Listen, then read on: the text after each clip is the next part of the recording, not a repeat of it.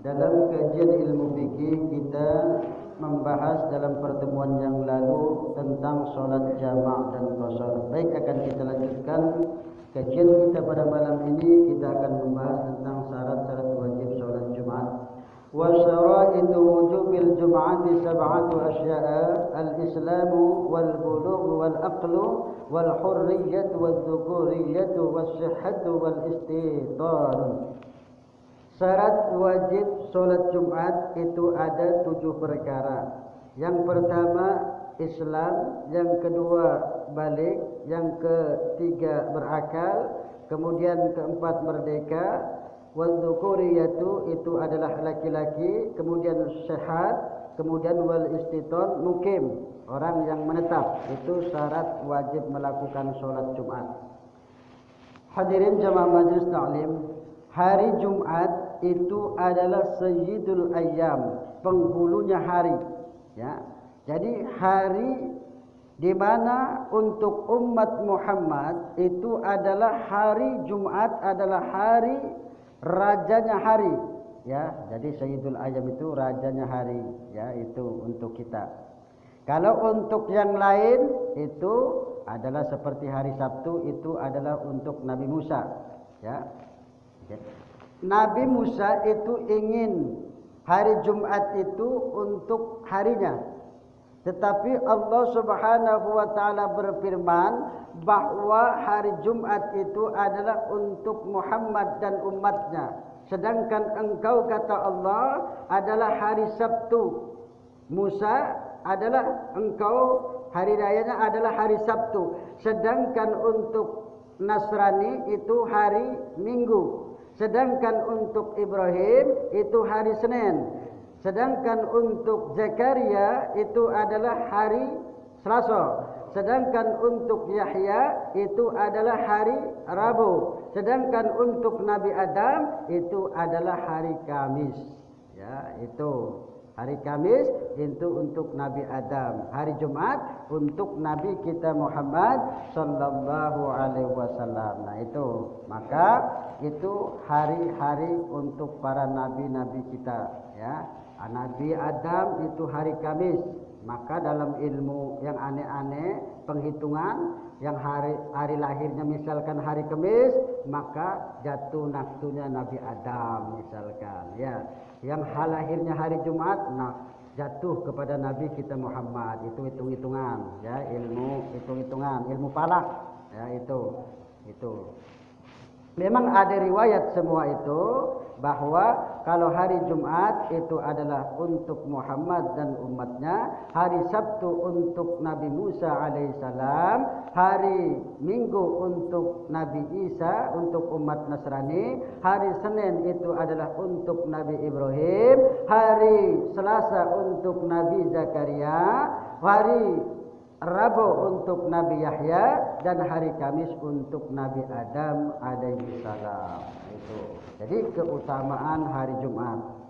Orang yang melakukan sholat 2 rakaat di hari Jumat, maka dia melakukan sholat di hari Jumat tersebut, maka Allah akan mengampuni dosa-dosa orang tersebut. Makanya Jumat ketemu Jumat itu adalah kafarat. Ya, dosa-dosa kita diampuni oleh Allah Subhanahu wa taala saking keutamaannya hari Jumat tersebut, ya.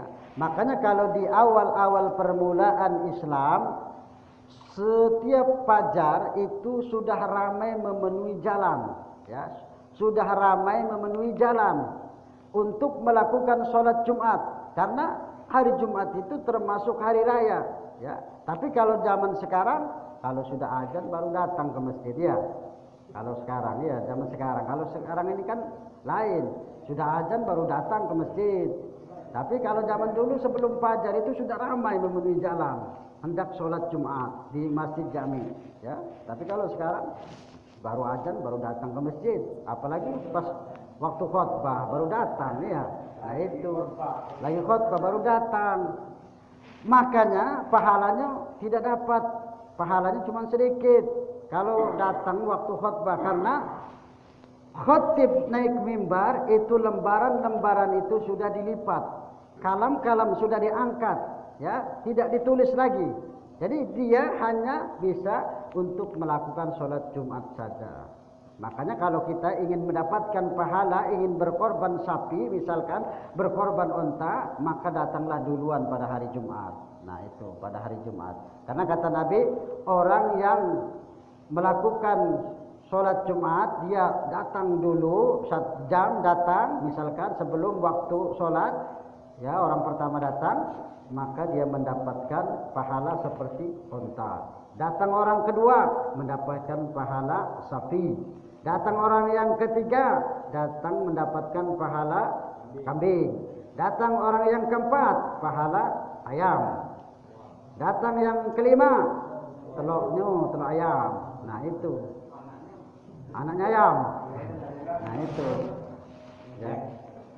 Masuk belum kan? Nah, jadi kalau kita ingin mendapatkan pahala lebih pada hari Jumat itu lakukan. Makanya bepergian kalau hari Jumat itu hukumnya makruh. Ya, kita nak bepergian hari Jumat itu makruh hukumnya. Jangan hari Jumat kalau nak bepergian, ya.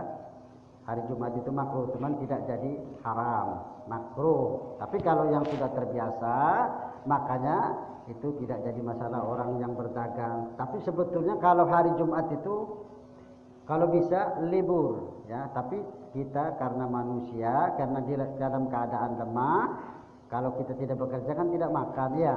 Nah itu sebetulnya hari Jumat itu gunakan untuk beribadah kepada Allah Subhanahu wa taala. Mana dalilnya?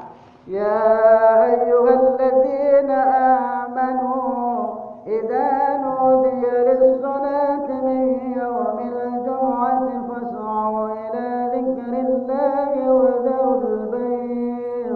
Dzalikum khairul lakum in kuntum ta'lamun. Hai orang-orang yang beriman, kata Allah, apabila kalian disuruh untuk melakukan sholat Jumat, maka bersegeralah kalian mengingat Allah Subhanahu wa taala. Tinggalkan jual beli, tinggalkan jual beli. Demikian itu lebih baik, ya. Dzalikum khairul lakum in kuntum ta'lamun. Demikian itu lebih baik jika kamu mengetahui. Nah itu. Jadi sholat Jumat itu bagi kita termasuk hari raya, dan juga apa pahalanya itu seperti haji yang mabrur. Karena ada cerita dalam kitab Durratun Nasihin itu, Maisarah ini melewati suatu pekuburan. Dia ini sering mengucapkan salam kepada ahli kubur tersebut. Assalamualaikum ya ahli kubur. Assalamualaikum ya ahli kubur. Keselamatan bagimu ya ahli kubur, ya. Tiba-tiba si ahli kubur tersebut di dalam kubur tersebut menjawab, kaget si Maisarah ini, kaget. Nah, kalian beruntung, kata ahli kubur tadi, soal ahli kubur tersebut, kalian beruntung.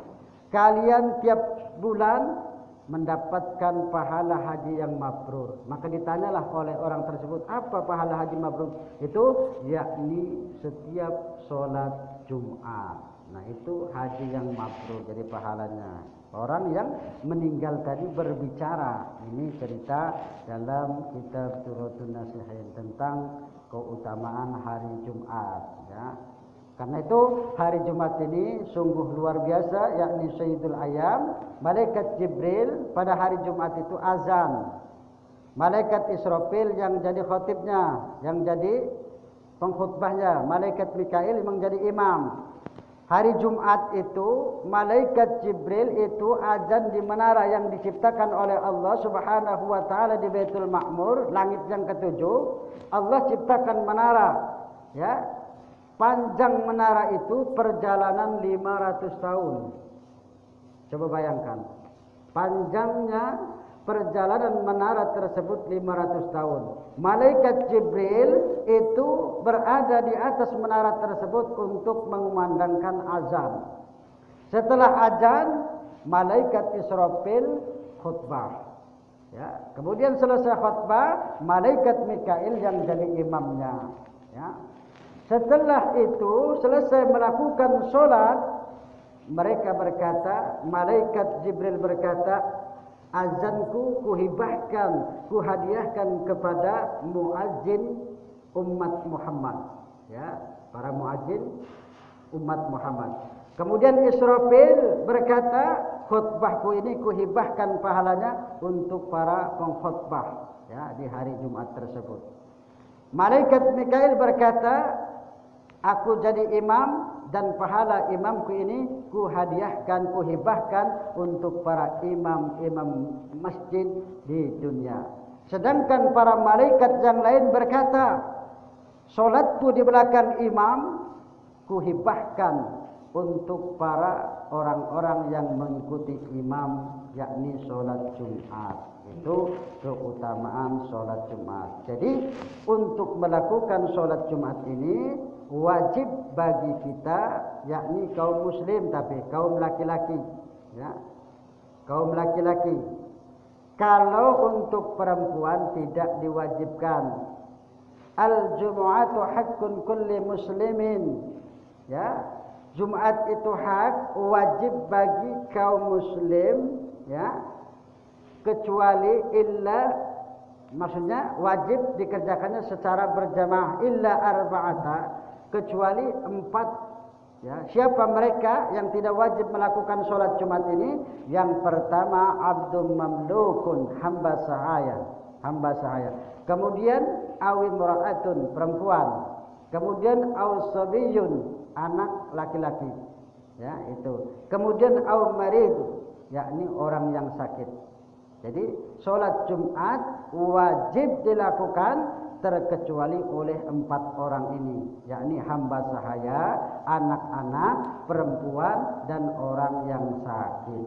Ya, ada juga riwayat lain, orang yang dalam perjalanan itu tidak wajib melakukan sholat Jumat, tapi diganti dengan sholat zuhur. Ya, itu mudah-mudahan dalam kajian kita kali ini bermanfaat karena waktu kita terbatas. Baik, akan kita baca doa saja karena waktu kita sudah masuk ke waktu asar. Wa